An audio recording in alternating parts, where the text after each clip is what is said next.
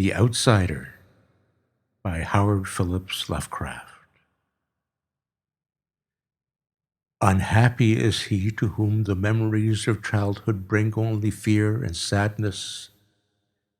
Wretched is he who looks back upon lone hours in vast and dismal chambers, with brown hangings and maddening rows of antique books, or upon odd watches in twilight groves of grotesque, gigantic, and vine-encumbered trees that silently wave twisted branches far aloft. Such a lot the gods gave to me, the dazed, the disappointed, the barren, the broken. And yet I am strangely content and cling desperately to those sere memories when my mind momentarily threatens to reach beyond to the other. I know not where I was born, save that the castle was infinitely old and infinitely horrible, full of dark passages and having high ceilings where the eye could find only cobwebs and shadows. The stones in the crumbling corridors seemed always hideously damp, and there was an accursed smell everywhere, as of the piled-up corpses of dead generations. It was never light, so that I used sometimes to light candles and gaze steadily at them for relief, nor was there any sun outdoors, since the terrible trees grew high above the topmost accessible tower. There was one black tower which reached above the trees into the unknown outer sky, but that was partly ruined and could not be ascended save by a well-nigh impossible climb up the sheer wall, stone by stone. I must have lived years in this place, but I cannot measure the time. Beings must have cared for my needs, yet I cannot recall any person except myself, or anything alive but the noiseless rats and bats and spiders.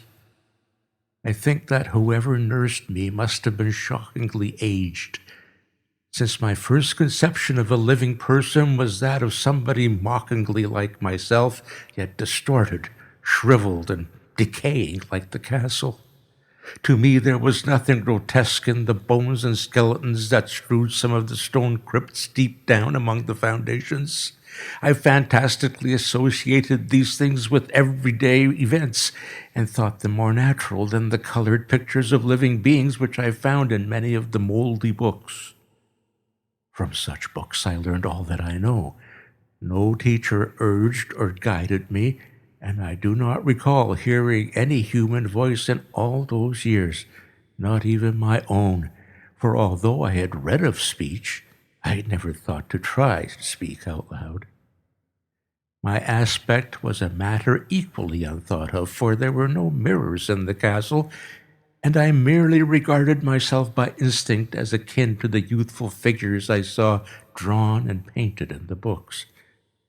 I felt conscious of youth because I remembered so little. Outside, across the putrid moat and under the dark mute trees, I would often lie and dream for hours about what I read in the books, and would longingly picture myself amidst gay crowds in the sunny world beyond the endless forests. Once I tried to escape from the forest, but as I went farther from the castle, the shade grew denser and the air more filled with brooding fear, so that I ran frantically back lest I lose my way in a labyrinth of nighted silence. So through endless twilights I dreamed and waited, though I knew not what I waited for. Then in the shadowy solitude my longing for light grew so frantic that I could rest no more, and I lifted entreating hands to the single black ruined tower that reached above the forest into the unknown outer sky. And at last I resolved to scale that tower, fall though I might, since it were better to glimpse the sky and perish than to live without ever beholding day. In the dank twilight I climbed the worn and aged stone stairs till I reached the level where they ceased, and thereafter clung perilously to small footholds leading upward. Ghastly and terrible was that dead, starless cylinder of rock, black, ruined, and deserted, and sinister with startled bats whose wings made no noise. But more ghastly and terrible still was the slowness of my progress, for climb as I might, the darkness overhead grew no thinner, and a new chill as of haunted and venerable mold assailed me. I shivered as I wondered why I did not reach the light, and would have looked down had I dared. I fancied that night had come suddenly upon me, and vainly groped with one free hand for a window embracer, that I might peer out and above and try to judge the height I had once attained. All at once, after an infinity of awesome, sightless crawling up that concave and desperate precipice, I felt my head touch a solid thing, and I knew I must have gained the roof or at least some kind of floor. In the darkness I raised my free hand and tested the barrier, finding it stone and immovable. Then came a deadly circuit of the tower, clinging to whatever holds the slimy wall could give, till finally my testing hand found the barrier yielding, and I turned upward again, pushing the slab or door with my head as I used both hands in my fearful ascent. There was no light revealed above, and as my hands went higher, I knew that my climb was for the nonce ended, since the slab was the trap-door of an aperture leading to a level stone surface of greater circumference than the lower tower, no doubt the floor of some lofty and capacious observation chamber. I crawled through carefully and tried to prevent the heavy slab from falling back into place, but failed in the latter attempt. As I lay exhausted on the stone floor, I heard the eerie echoes of its fall, hoped when necessary to pry it up again. Believing I was now at prodigious height, far above the accursed branches of the wood, I dragged myself up from the floor and fumbled about for windows that I might look for the first time upon the sky, and the moon and stars of which I had read. But on every hand I was disappointed, since all that I found were vast shelves of marble, bearing odious oblong boxes of disturbing size. More and more I reflected and wondered what hoary secrets might abide in this high apartment so many aeons cut off from the castle below. Then unexpectedly my hands came upon a doorway where hung a portal of stone, rough with strange chiseling. Trying it, I found it locked, but with a supreme burst of strength I overcame all obstacles and dragged it open inward. As I did so, there came to me the purest ecstasy I've ever known, for shining tranquilly through an ornate grating of iron and down a short stone passageway of steps that ascended from the newly found doorway was the radiant full moon, which I'd never before seen, save in dreams and in vague visions I dared not call memories. Fancying now that I had attained the very pinnacle of the castle, I commenced to rush up the few steps beyond the door. But the sudden veiling of the moon by a cloud caused me to stumble, and I felt my way more slowly in the dark. It was still very dark when I reached the grating, which I tried carefully and found unlocked, but which I did not open for fear of falling from the amazing height to which I climbed. Then the moon came out. Most demoniacal of all shocks is that of the abysmally unexpected and grotesquely unbelievable. Nothing I had before undergone could compare in terror with what I now saw, with the bizarre marvels that sight implied. The sight itself was as simple as it was stupefying, for it was merely this. Instead of a dizzying prospect of treetops seen from a lofty eminence, there stretched around me on the level through the grating nothing less than the solid ground, decked and diversified by marble slabs and columns, and overshadowed by an ancient stone church whose ruined spire gleamed spectrally in the moonlight.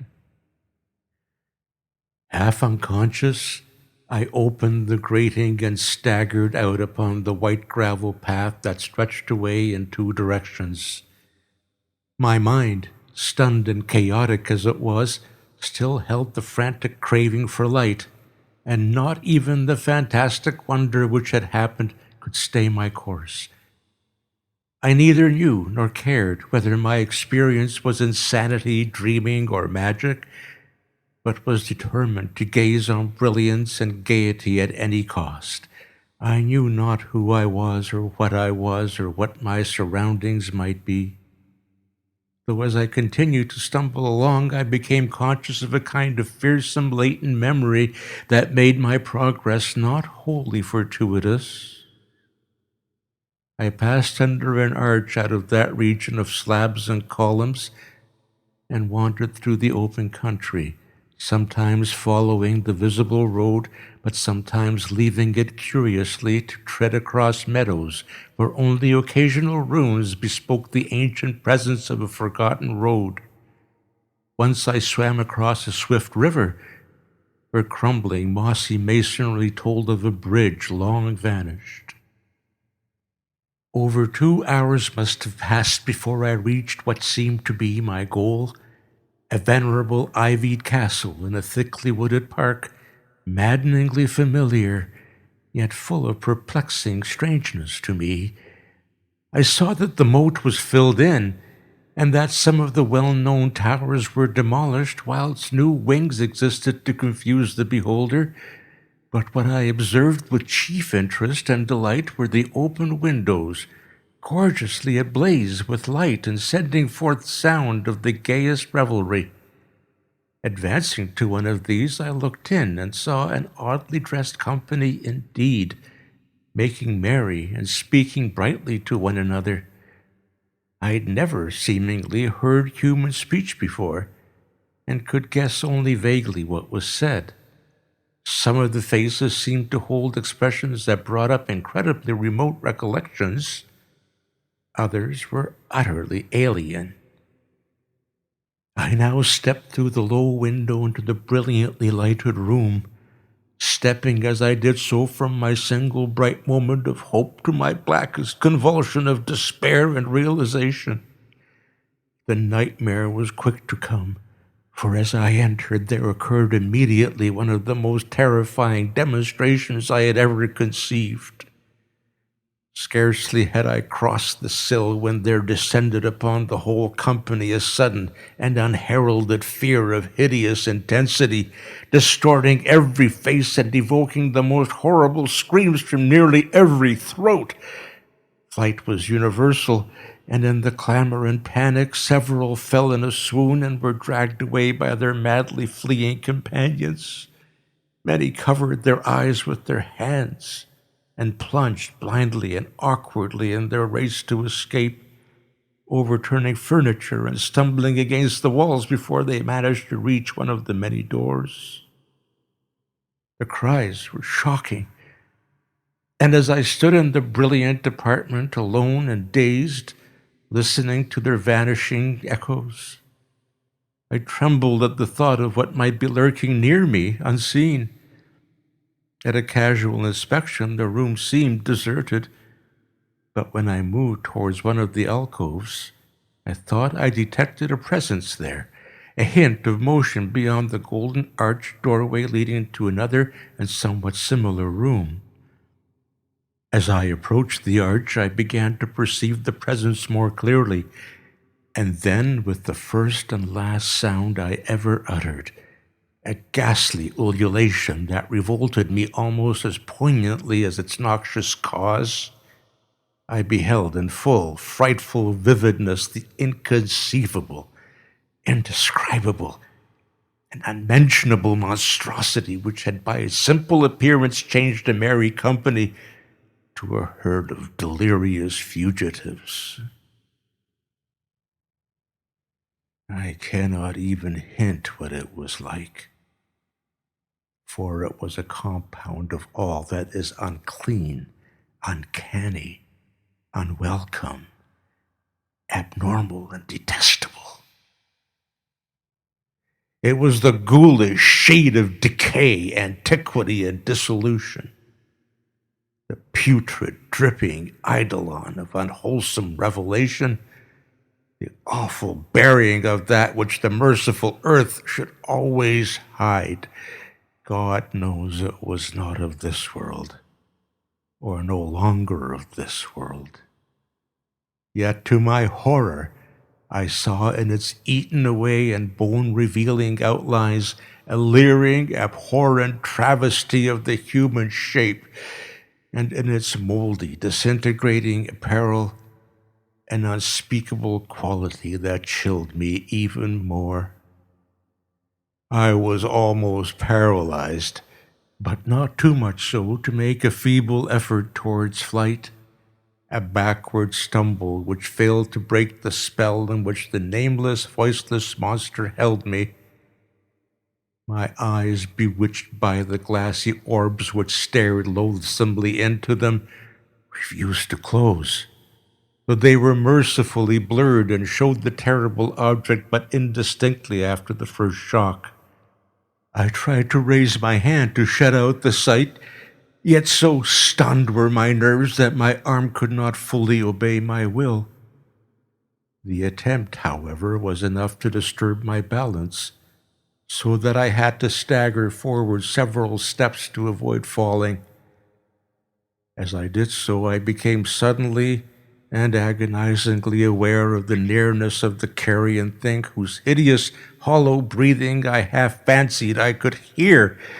Nearly mad, I found myself yet able to throw out a hand to ward off the fetid apparition which pressed so close, when in one cataclysmic second of cosmic nightmarishness and hellish accident, my fingers touched the rotting, outstretched paw of the monster beneath the golden arch.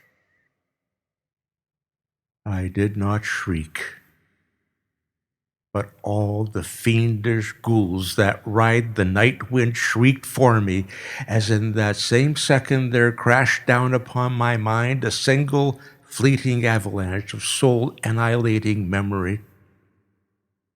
I knew in that second all that had been. I remembered beyond the frightful castle in the trees, and recognized the altered edifice in which I now stood. I recognized, most terrible of all, the unholy abomination that stood leering before me as I withdrew my sullied fingers from its own. But in the cosmos there is balm as well as bitterness, and that balm is nepenthe.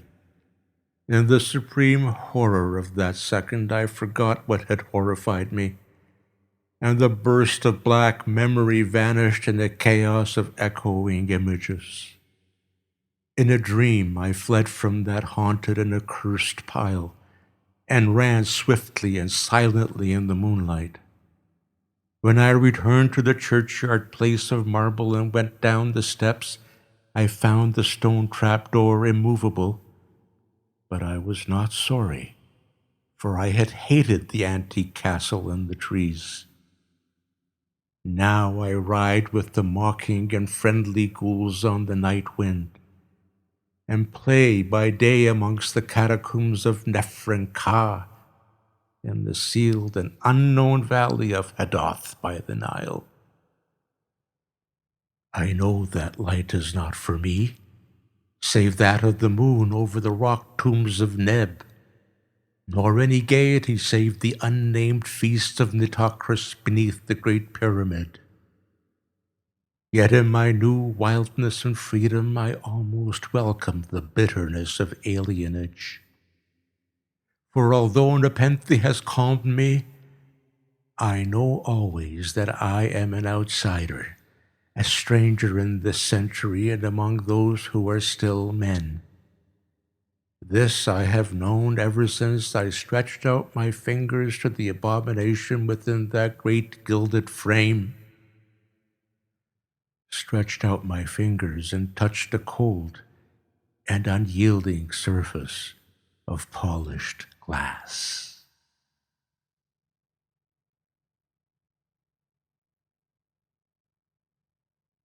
End of The Outsider by Howard Phillips Lovecraft.